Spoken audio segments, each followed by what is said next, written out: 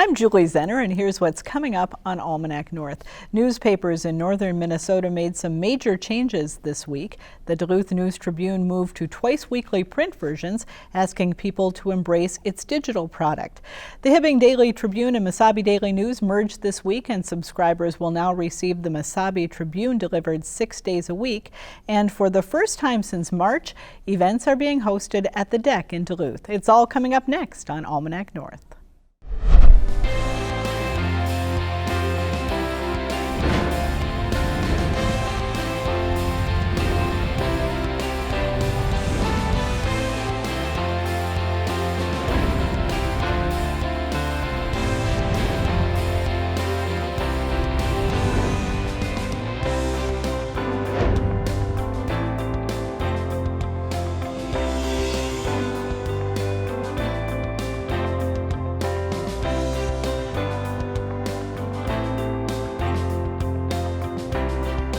Hello and welcome to Almanac North. Thanks for watching. Dennis is off this week as we alternate hosting the program during the pandemic. Our show is recorded on Thursday afternoon.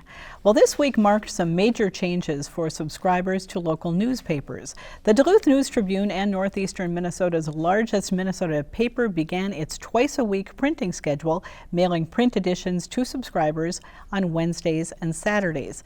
The News-Tribune will continue to publish a digital edition of the paper each day, asking customers to access that content online. Well, here to talk about this major change is Rick Lubbers, the editor of the Duluth News-Tribune, and Jennifer Moore is a professor of journalism at the University of Minnesota Duluth. And thanks to both of you for being here. We really appreciate it. Thank you. Yeah, thank you. So Rick, what was the real driving force between this decision to cut down to just 2 print versions per week of the newspaper? Well, with the pandemic that has been ongoing, we saw immediately once that started, the revenue side of things drop quite a bit. The print advertising component of what we do. So that really drove this decision, not only for us, but as I'm sure you've seen all across the country and the region, these sorts of tough decisions being made by newspapers as far as their print products are concerned. Mm-hmm. So sounds like it was primarily a business economic decision. Do you think it's also in the best interest of the community as you look at the product that you're going to be able to provide to the community? Well, from the business side of things, had we not made those tough decisions, it really would have put the entire operation in jeopardy as far as what we do as a newsroom. So, you know, as difficult as that change may be for the readers and jarring in some ways, you know, their habit is to read the paper, you know, at the coffee table every day at 6 a.m. or whenever they get that. You know, we feel it's important to also have that replica for them, that electronic edition, the other days of the week, and that will be delivered to them at that same time. And instead of reading the physical paper, you know, at the coffee table, they can do so at their computers or on their phones or tablets or what have you. So that'll be a continuing part of their habit. So they'll still receive that content, but it'll just be on that different platform those other days of the week. Mm-hmm. Jennifer, as someone who teaches journalism, does this announcement come as a surprise at all to you, or is it to be expected in today's world? Well, I suppose I was surprised, but I shouldn't have been. I mean, Duluth isn't the first community who's had to have something like this happen to their newspaper. You know, we've had some communities who have lost their daily newspaper altogether. So the fact that the Duluth News-Tribune was able to figure out how to still deliver the news daily, you know, most days online now, that's a good thing. So I think we should all be really grateful that we can still have our daily newspaper. Sadly, it's not coming on my doorstep every day either. But no, it's this has been going on now for at least, you know, at least a decade, if not longer. We've seen newspapers having to reduce their print editions or reduce the size of their newspapers, going to maybe not even a 7-day-a-week publishing schedule. So what's great about the DNT right now anyway is that they can keep a 7-day-a-week publishing schedule. It's just not going to be in print all 7 days, sadly. Mm-hmm. Now, Rick, you switched over to paid subscriptions for online access few months ago. What kind of response was there to that? Did you find that people are willing to pay for online content? Any demographic information about who is willing, who's not willing? With any change like that, you're always going to receive comments on the side of why do we have to pay for this now? We haven't had to do so in the past. But really we're switching from a revenue model that was very much dependent on the advertising, and now the model is on the subscription side of things. And really we're only asking people to pay for online what we've been asking the print subscribers to pay for all along. So it's a bit of a fairness thing too, from our perspective, that we feel that content is important, and if we're going to ask one part of our subscribers to pay for it, we really should ask all of them. And I think a majority of them have embraced it and realized that this content is important to them and they want to receive it, and they're willing to pay to do that. Will they be getting any sort of a break on the subscription cost? As far as there's various deals that circulation runs from time to time. So I believe that the digital product is actually a bit cheaper than the print product. So people that subscribe right now can get access to the digital edition and the website content for a cheaper price than the print product right now. Jennifer, do you anticipate that it's going to be a hard sell for people to switch over from that daily newspaper that they're so used to holding in the morning with their cup of coffee? How do you make that transition? Well, it's a tough one. I mean, it's talking about news habits, right? I mean, people still want their daily news. I think we're going to run into issues of people who normally don't go online for their news at all, so they might have to pick up some new habits. If they can afford the technology that they need to get online to read the news. We have, areas that aren't even that far away from the city of Duluth where even if you want to buy internet access, you can't because it's not available in your area. So there's some other issues that come up with this, to think about in terms of even if you want to get online, can you? But I would sure hope that, it's not a big price to pay for the work that journalists do to report on the things that we need to know as citizens of this community. So I would hope that it's going to, I think one thing that COVID has done is has opened up a lot of things that we need to think about in terms of access to the internet, as well as the importance of journalism. So I would certainly hope people will do what they can to continue to subscribe to the DNT and their other local newspapers as well. What kind of content could people expect from the print versions? Are you going to try to do like news of that day? Is it going to be a recap of the week? It's got to be somewhat difficult to try to stay fresh and current in a 24-hour news cycle sort of a scenario. Yeah, it is a bit of a planning thing, right? We know that we're producing content that's being placed continually on the website 24/7. We also have the electronic editions to plan for and the print edition. Really our focus for the print edition is really to have what we would consider to be evergreen stories, maybe stories that go in depth into an issue, investigative type of pieces, those things that have much more of a longer shelf life than that very quick breaking news that can get very old very quickly. So we might take a big issue in Duluth, for instance, and then dive deep into that issue and have that sort of content available for these print editions. Do you see a day when the print editions are going to disappear altogether? I don't foresee it happening all that quickly, personally. Through this process, we have heard from a number of longtime readers who, again, as Jennifer has said, it's part of their habit, that they wake up and they want to read a newspaper, and I think it has a lot of value to them, and it's part of their daily lifestyle. And I think as long as there are readers that value that sort of experience with the news, we're going to have print for a while. But and we have seen the numbers go down certainly over the years because the majority of people now receive their news digitally, and that number is only going to continue to grow. And the pandemic probably really sped up this process by several years. In some estimates, it's about 5 years that we may have made this decision on our own without a pandemic. But I think print will have a place for quite some time. Any quick lesson that you would share with your students as you look at this pivotal moment in history? You know, I always tell them to prepare for uncertainty and embrace uncertainty. I think one thing is that, journalism is more important than ever. We're consuming news more than we ever have been before, and they just need to learn how to roll with those changes too. So it'll be really good to see them back here in the fall, and we'll be able to talk about this and more changes that will be coming to the news industry. All right. Well, thank you both so much for coming in and sharing the information. Good luck as you go forward with the paper. It's an important resource in the community. Appreciate that. Thank you. Well, on the Iron Range, 2 newspapers that once competed for subscribers have fully merged into one daily paper.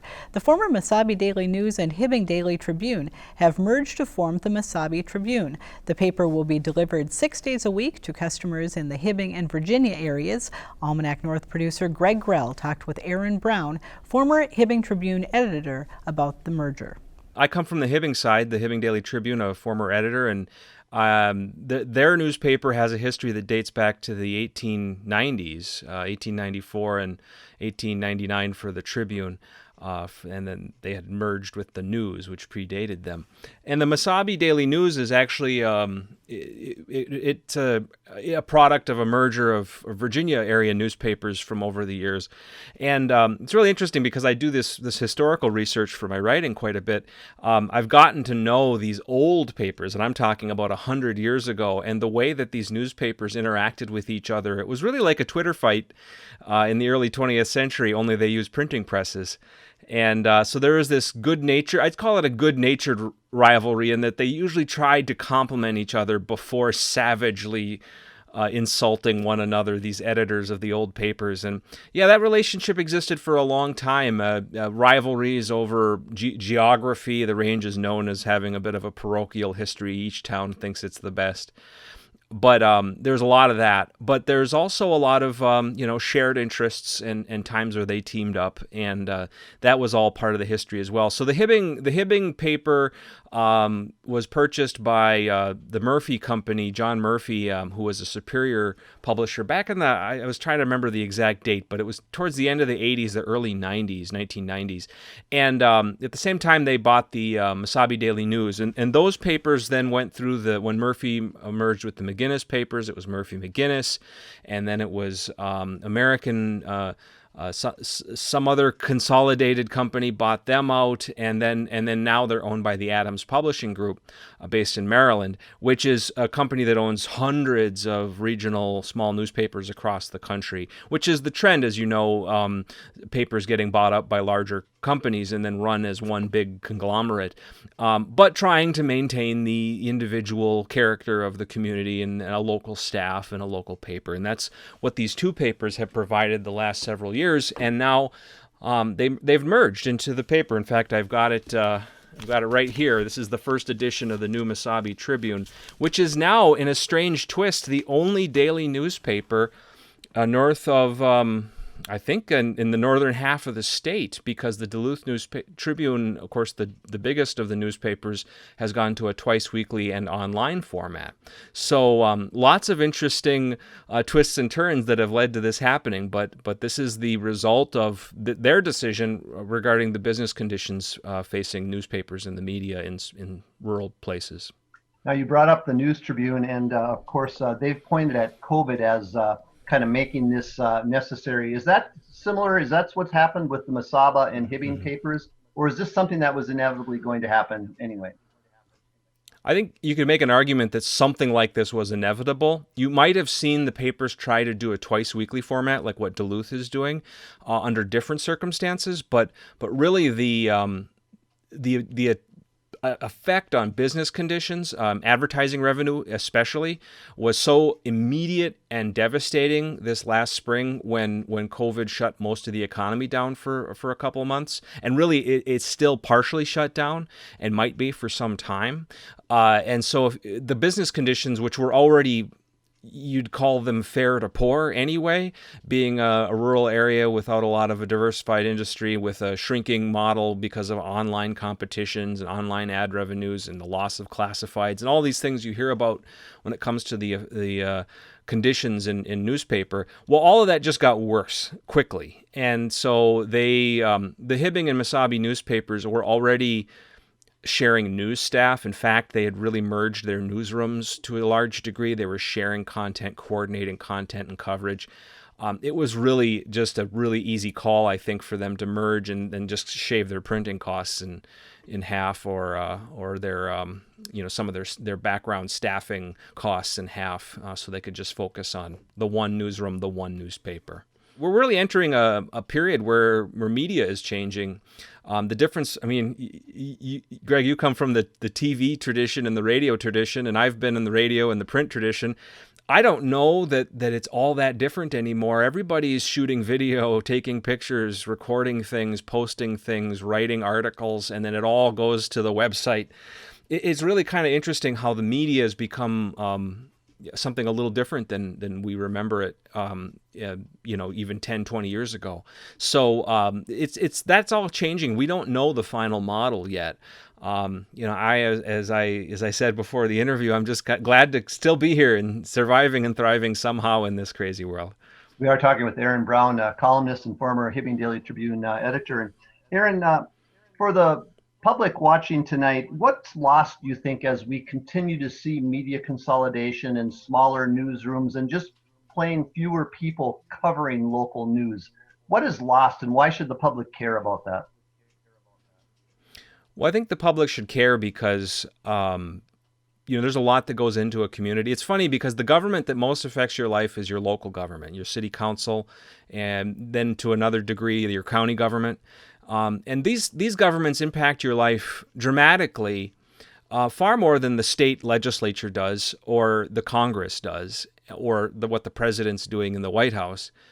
And yet, I think if you ask your average person, what they're all charged up about politically, they're usually referring to a national or a state issue, or they're thinking about party politics. So newspapers and local newspapers are what provide the contextual coverage of what's really happening in your community, what's good and bad, what's working and not.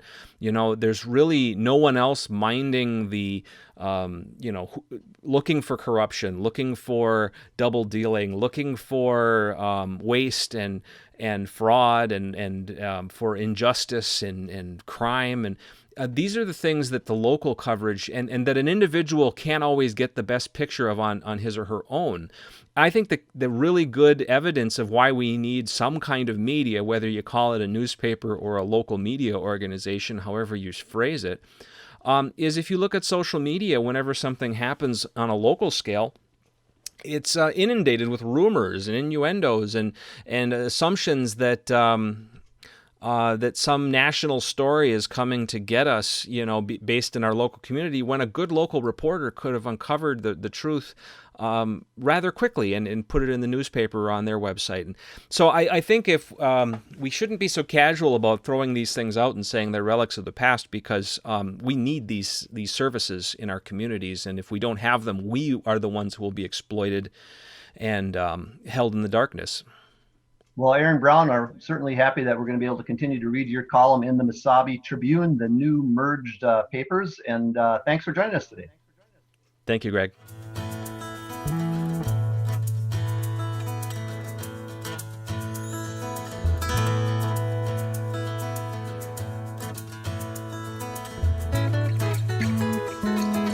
This week marks a milestone for a major Duluth venue. For the first time since March, the Deck in downtown Duluth will begin hosting events again after taking steps to guard against the spread of COVID-19. And the William A. Irvin, a popular tourist attraction operated by the Deck, is once again welcoming visitors for tours. Joining us now is Jeff Stark, the Deck's Director of Venue Operations and Bayfront Festival Park, and Sue Ellen Moore is the Deck's Director of Sales. Welcome. Thanks for coming in today. Jeff, this has to be a big week for the Deck, and I bet to you it seems like a long time coming. It is. We went away in March. We were getting ready to do some hockey games against the University of Miami of Ohio, and the world changed, and then it changed real fast for us in the span of about 48 hours. We lost a significant amount of business and bookings, and it was very difficult. But now we're seeing some movement. The Irvin is opening up tomorrow, which is Friday, and we've got a couple of other events coming up, a dance competition, and some other signs of life. So we're trying to get back to our new sense of normal, and be scrappy and kind of move through these next few months as agilely as we can. And Swellen, what are some of the things that the DEC has had to do to really assure that operations are safe when it reopens? Sure. I am the director of sales, and I feel like I've been the director of cancellation since March, very sadly. And we're just a big convention center who loves to put on events, state, nationally, internationally. So that's what we want to do. We want to be holding events. So we've been preparing, talking with our clients daily, brainstorming with them, following the governor's mandates. We've completely redone capacity guides to the new standards that are set by the state of Minnesota and the CDC, and then a COVID preparedness plan for our staff and our building to keep not only our guests safe, but our employees as well. Jeff, you mentioned that there was a dance challenge was going to be the first event coming up. Why was that a good event to relaunch? So it's interesting. We normally do, I'd say on the average, about 6 to 8 dance competitions that are hosted typically in Symphony Hall. The one that we're looking at this weekend is an interesting kind of an amalgam of new school preparedness for COVID-19 and our traditional dance competition. So it's limited in capacity, and it's going to be web streamed as well. So the competitors that will be in it will be doing solos, duos, and trios, and they basically get dropped off by their parents, wait on the side of the stage, go out to perform, and that will be webcast to their friends, family members, those kind of folks. And then they'll immediately exit the stage and exit the premises. So we're never going to have more than a few people in there at any one time. And it's just the new reality of what we're dealing with. So like I said before, we're going to be scrappy with things, and we're going to try to find a new way of getting people together and hosting these types of events that we've traditionally done in the past with just a little bit of additional flair to them. What's the outlook for other upcoming events this year? Are you seeing people interested? Are you seeing more cancellations? I can tell you people are more excited to meet now than ever. People can't wait till they can host their event live. I don't know how many Zoom meetings you've done, but people are getting quite exasperated with the intensity of Zoom meetings. So looking ahead, we are quiet for conventions this month and August, and then in September we do see a couple conventions coming back that we're really working with to strategize on how we can build those events safely, and all the components of trade shows and keynote speakers, breakout rooms, exhibit halls, and all those key components. A lot of them are strategizing that there may be a virtual component now as well. And the William A. Irvin reopening this week, first time since 2017. What can visitors expect, and how big a deal is that to get it back online? It's been a saga in its own right. So it's something that we've been trying to put together and get a plan of action in place for the last few months in order to do it safely. So we've really taken a look at how we've done business in the past with large groups, taking an individual tour guide and walking them through that, and really redone how that looks. So now it's going to be a station-to-station tour.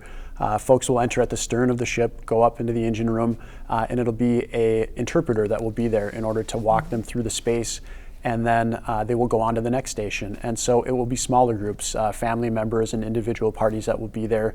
We'll space them out about 7 minutes at a time, and then of course they end in the gift shop at the end of it.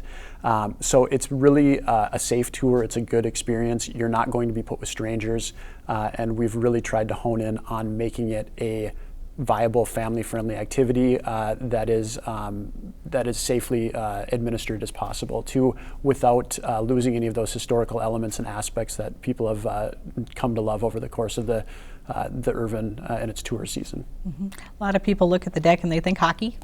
What's going to happen with hockey this year? Can we expect any games, any practices, any ice time? So it's interesting. We do have ice going in actually in the next week. So we'll put ice in on Monday, and then we've got some tournaments coming up the 17th through the 19th of this month, and then hockey camps of all things.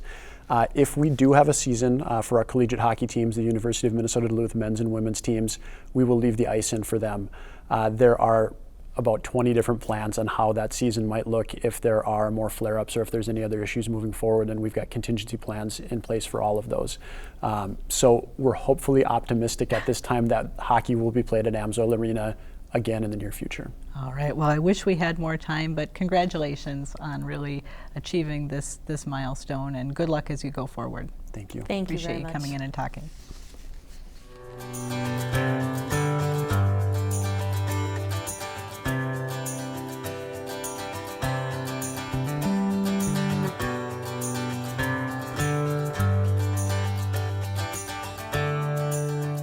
Well, more venues open around the region and many folks take advantage of the nice summer weather, health officials continue to urge caution. The state of Minnesota and some cities like Duluth are considering making mask wearing mandatory in public to halt the spread of COVID-19. And while deaths are down in the state, a spike in cases, especially in folks under the age of 30, has officials concerned about community spread of the coronavirus. So be safe in whatever you do. Wash your hands frequently, practice physical distancing, and stay home if you're not feeling well. Well, you can follow Almanac North on our social media sites at home or when you are out enjoying summer weather. You will find us on Facebook, YouTube, and Twitter. And visit the WDSC website to watch past episodes of our show or download the PBS video app for this and all of your favorite public television programs. If you're watching this program on Friday night, stay tuned for Almanac North Focus on Systemic Racism coming up at 8:30 p.m. on PBS North. Thanks to our guests and to the crew here in the studio. I'm Julie Zenner. Stay healthy, everyone. We'll see you next time.